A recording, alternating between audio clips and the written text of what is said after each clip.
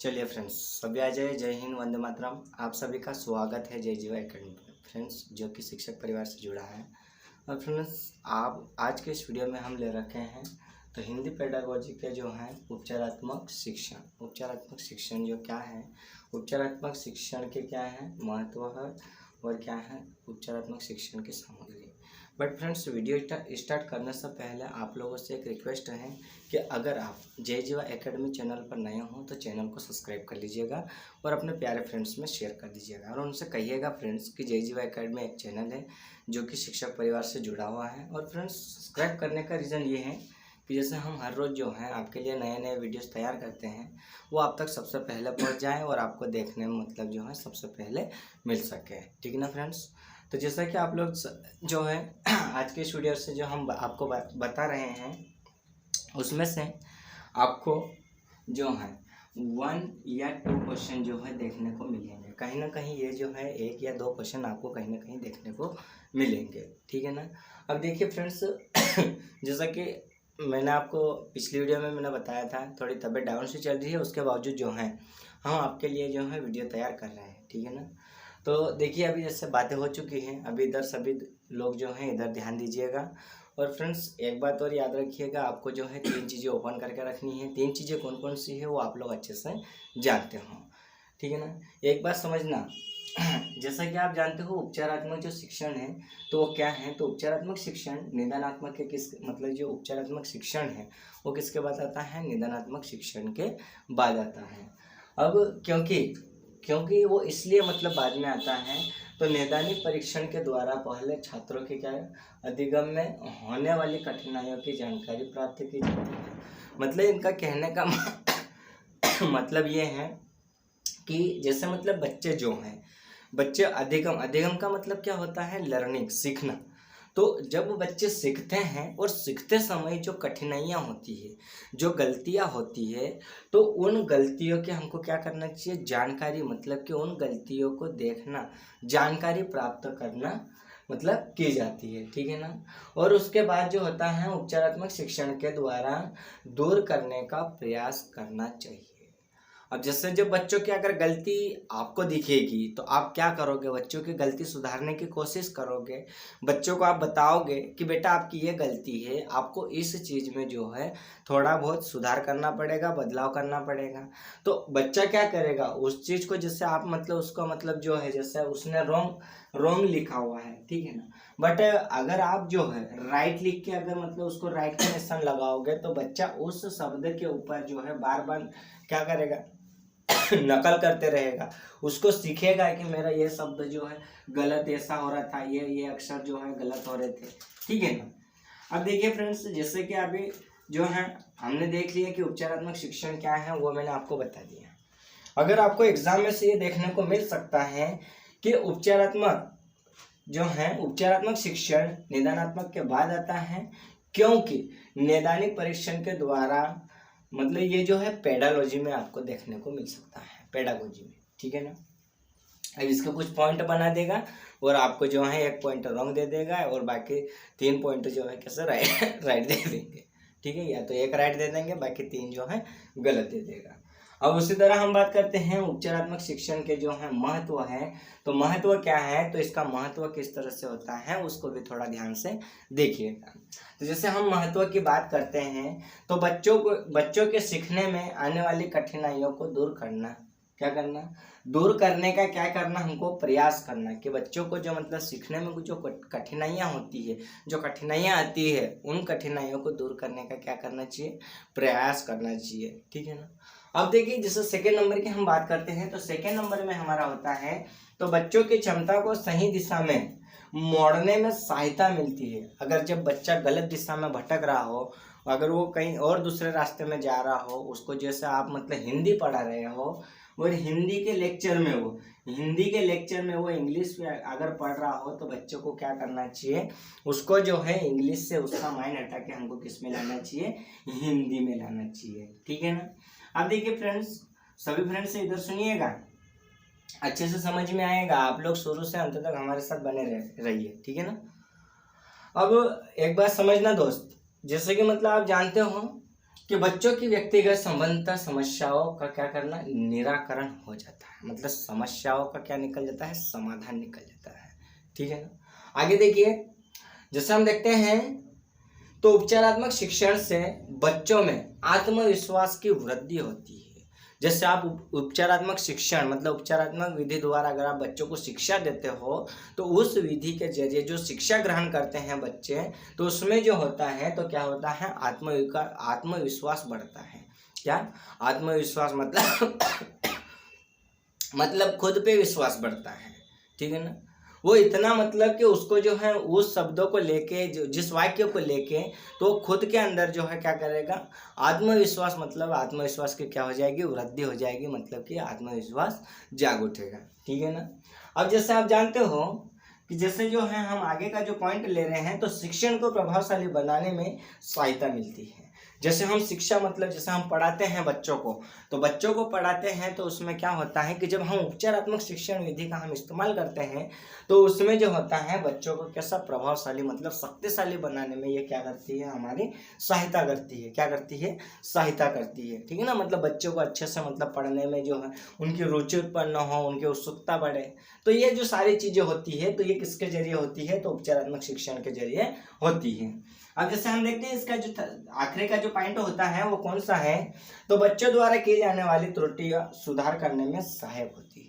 जैसे बच्चे ने तो मतलब क्या कर दिया, त्रुटि मतलब गलती कर दी बच्चे ने, क्या कर दी बच्चे ने, गलती कर दी। तो जैसे कि मान लो यहाँ पे आपने कुछ बच्चों को लिखवाया, तो बच्चे से आपने लिखवाया कि शराब, क्या लिखवाया आपने, शराब कौन है, सॉरी अंगूर, आपने क्या लिखवाया, अंगूर। ठीक है। अब आपने अंगूर लिखवाया तो अंगूर की जगह जो है बच्चा क्या गलती करेगा, जैसे मान लो बच्चे ने यहाँ पे डॉट नहीं लगाया और सीधा उसने अगुर कर दिया, तो इसको जो पढ़ने से है, ये जो शब्द पढ़ रहे हैं अगुर, तो अगुर का अर्थ ही कुछ और निकलता है। तो उसमें जो होता है तो हम बच्चों को बताएंगे कि बेटा आपकी जो है यहाँ पर गलती हुई है, तो बच्चे को फिर बताएंगे कि बेटा ये जो बिंदु है उसको न पढ़ते हैं तो ये अंगूर हो गया। ठीक है ना। तो ये सारी चीजें जो होती है तो ये उपचारात्मक शिक्षण विधि द्वारा मतलब इसके क्या करती है, हमारी सहायता करती है। ठीक है ना। अब जैसे एक बात और समझना मेरे दोस्त, जैसे कि आप लोग जो हैं, मैंने आपको जो है अभी महत्व बताया है, तो अभी जो है मैं आपको क्या बताऊंगा, इसके जो है क्या बताऊंगा, तो इसके मैं सामग्री बताऊंगा। क्या बताऊंगा, सामग्री। अब इसकी जो सामग्री है वो क्या है उसको भी थोड़ा ध्यान से देखिएगा, क्योंकि उसको समझना भी बहुत आवश्यक होता है। क्योंकि आप लोग जानते हो एग्जाम में जो है इस टॉपिक से लेकर आपको कहीं ना कहीं पर क्वेश्चन देखने को मिलेगा, और ऐसा ना हो कि जैसे आपने जो है एग्जाम में आपको क्वेश्चन पूछ लिया और आप मतलब पढ़े नहीं और वहां जाके बैठ गए, तो आपका 1 नंबर का अगर क्वेश्चन आता है तो उसमें कितने नंबर माइनस हो जाएंगे, आपके 1 नंबर।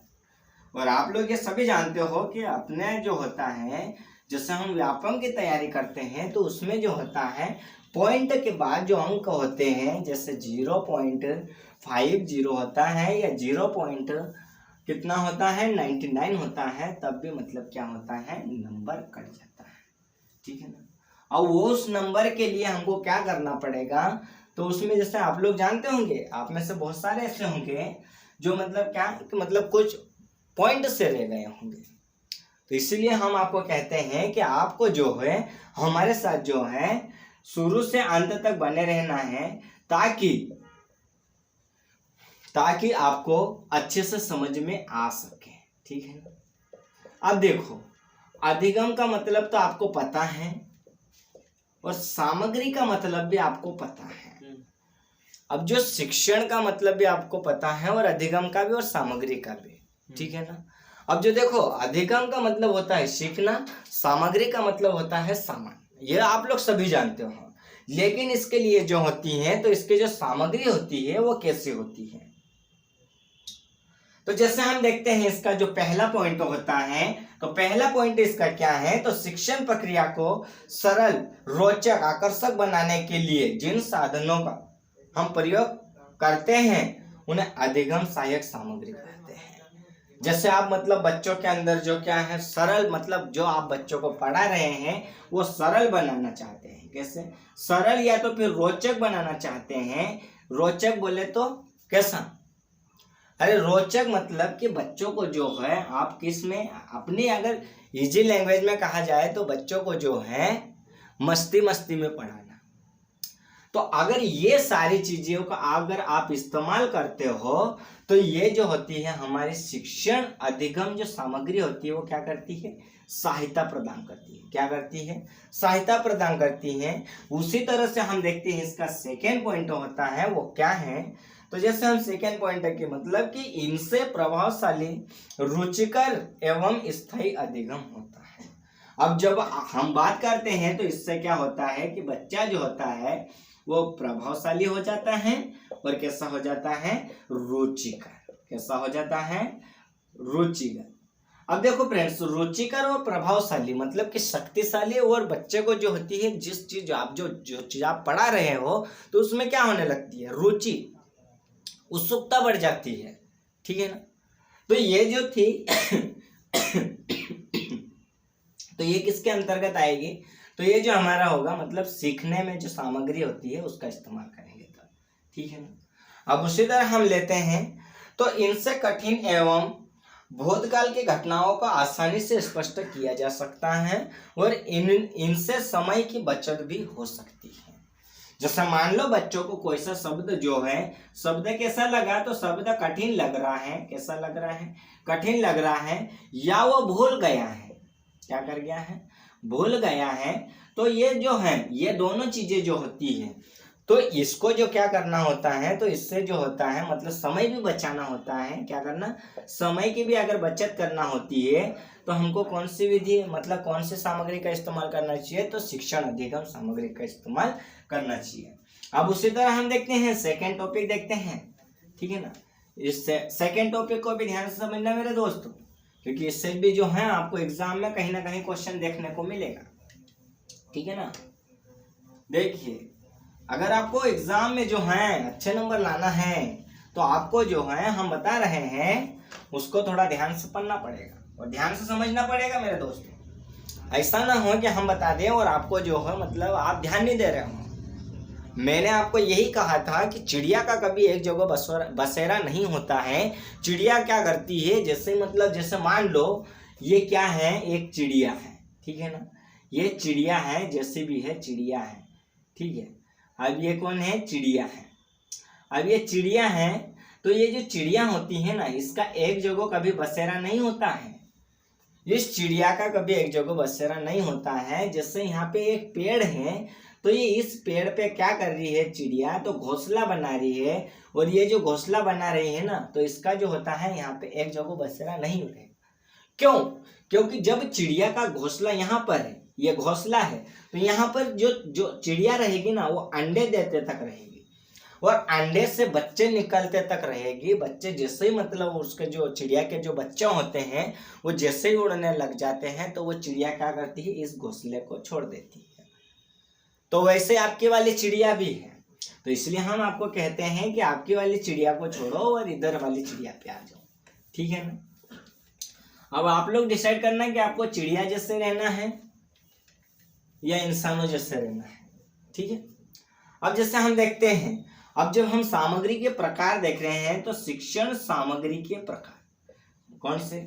शिक्षण अधिगम सामग्री के क्या है? प्रकार। अब जब हम प्रकार की बात कर रहे हैं तो इसका जो प्रकार है तो वो कितने प्रकार की है? तो जैसा कि हम आपको बता देते हैं, तो पहले जैसे हम देखते हैं तो इंद्रियों के आधार पर अगर हम बात करें, किसके आधार पर? इंद्रियों के आधार पर अगर हम बात करें तो इंद्रियों के आधार पर जो है कितने प्रकार हैं? तो वो 3 प्रकार हैं। कौन? कितने? 3 प्रकार। अब जैसे 3 प्रकार की अगर हम बात करते हैं तो 3 प्रकार कौन कौन से होते हैं उसको भी थोड़ा ध्यान से देखिएगा। ठीक है ना? अब देखिए 3 प्रकार के जो होती हैं हमारे क्या है? शिक्षण जो होती है, शिक्षण अधिगम सामग्री के जो प्रकार होते हैं वो अगर इंद्रियों के आधार पर देखा जाए तो वो 3 प्रकार के होते हैं। और वो 3 प्रकार कौन कौन से होते हैं? तो पहला हमारा होता है श्रव्य सहायक सामग्री। कौन सी होती है? श्रव्य सहायक सामग्री होती है। अब वो श्रव्य सहायक सामग्री कौन सी है उसको भी मैं आपको बताऊंगा, लेकिन इसके जो है प्रकार आपको समझना जरूरी है। अब जैसे हम बात करते हैं सेकेंड नंबर की, तो सेकेंड नंबर की जब हम बात करते हैं तो दृश्य, कौन सी, दृश्य सहायक सामग्री। अब इसी तरह हम थर्ड नंबर की बात करते हैं तो श्रव्य एवं कौन से, तो श्रव्य एवं दृश्य सहायक सामग्री। अब देखिए फ्रेंड्स, अब ये जो होते हैं ये इंद्रियों के आधार पर होते हैं किसके आधार पर होते हैं, इंद्रियों के आधार पर होते हैं। जब श्रव्य से आपको पता चल रहा है सुनना, क्या सुनना, श्रव्य से क्या पता चल रहा है, सुनना। तो जैसे मतलब बच्चा जो होता है तो वो क्या करता है फ्रेंड्स, सुन के ज्ञान को ग्रहण करता है।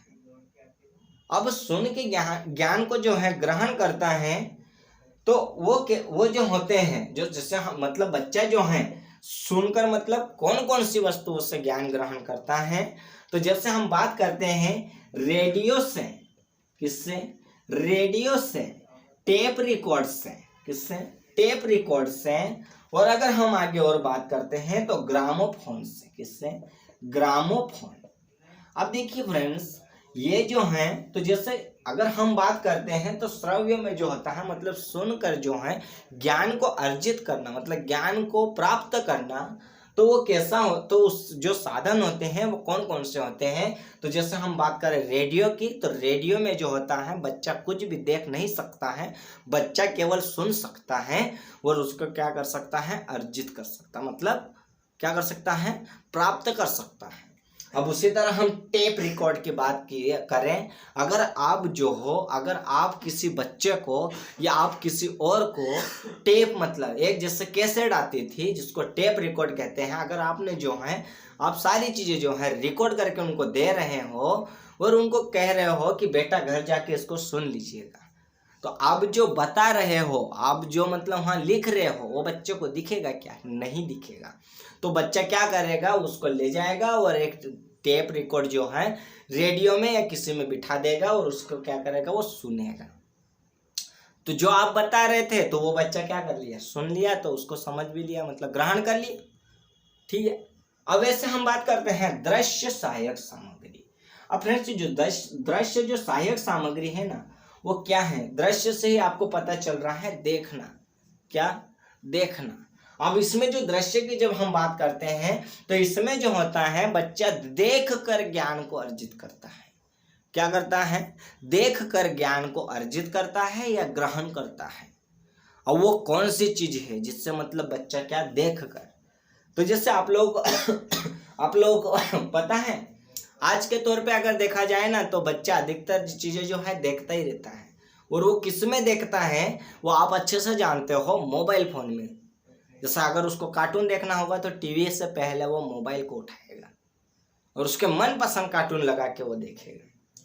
तो वैसे हम बात करते हैं इसमें, तो इसमें जो होता है तो वो क्या होता है, तो जैसे हम देखते हैं, तो जैसे इसका हम बात करते हैं तो श्याम पट्ट कौन सा होता है, श्याम पट्ट हो गया, मोबाइल फोन हो गया, नहीं मोबाइल फोन नहीं होगा, ठीक है, श्याम पट्ट हो गया, बुलेटिन बोर्ड हो गया, कौन सा हो गया, बुलेटिन बोर्ड।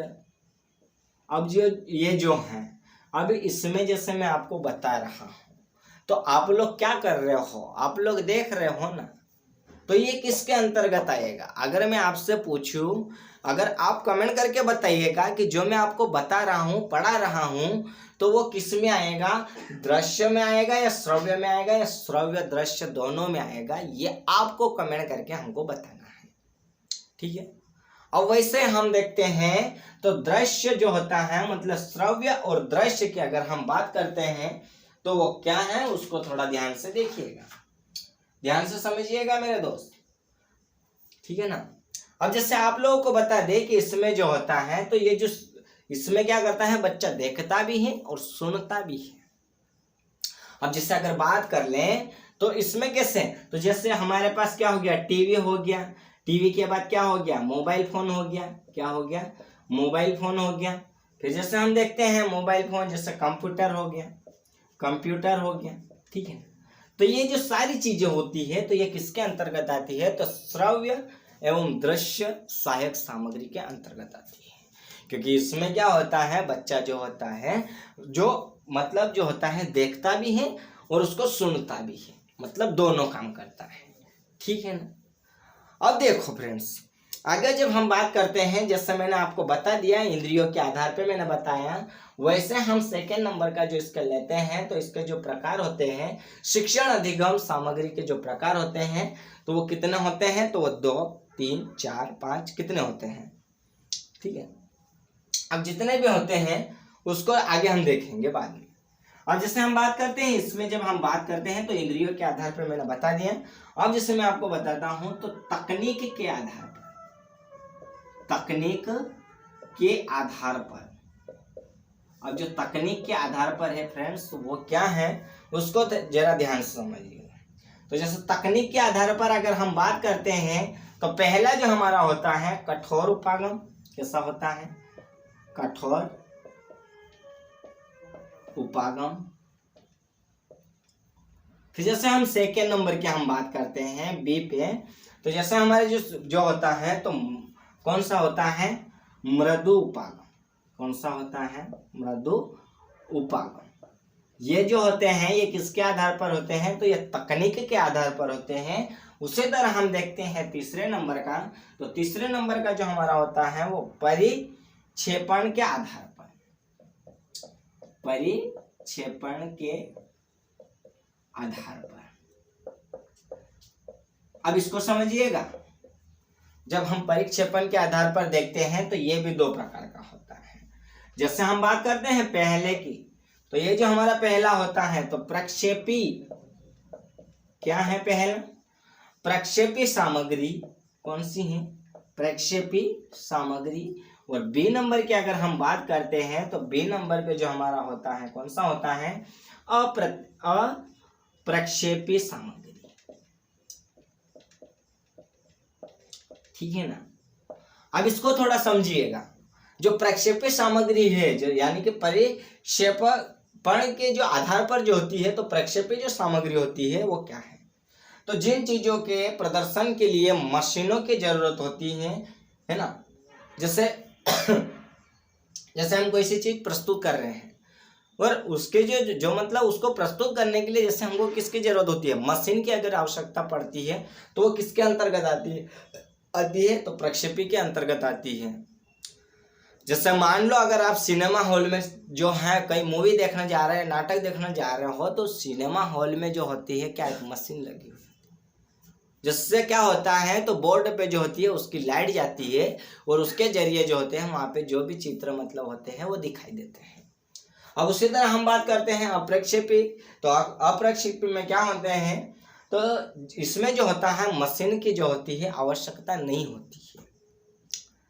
जैसे मान लो जैसे आपके पास जो है बुक हो गई, क्या हो गया, बुक हो गई, चार्ट हो गया, शाम पट्ट का जो होता है अपना बोर्ड हो गया, तो ये किसके अंतर्गत आएगा, तो ये अप्रक्षेपी के अंतर्गत आएगा, ठीक है ना। तो फ्रेंड्स आज जो है आप लोगों को मैंने इतने मतलब जो है मैंने टॉपिक लिया था उपचारात्मक शिक्षण, और वो टॉपिक आपको जो है अच्छे से समझ में आया होगा। और हम उम्मीद करते हैं कि आप और आपका परिवार जो है बहुत सेफ होंगे, बहुत स्वस्थ होंगे। और आप लोग जो है कमेंट करके ये बताइएगा कि आपको क्लास कैसी लगी, ठीक है ना। तो अब हम मिलते हैं नेक्स्ट वीडियो में, और आज के इस वीडियो को हम यहीं अलविदा करते हैं। जय हिंद।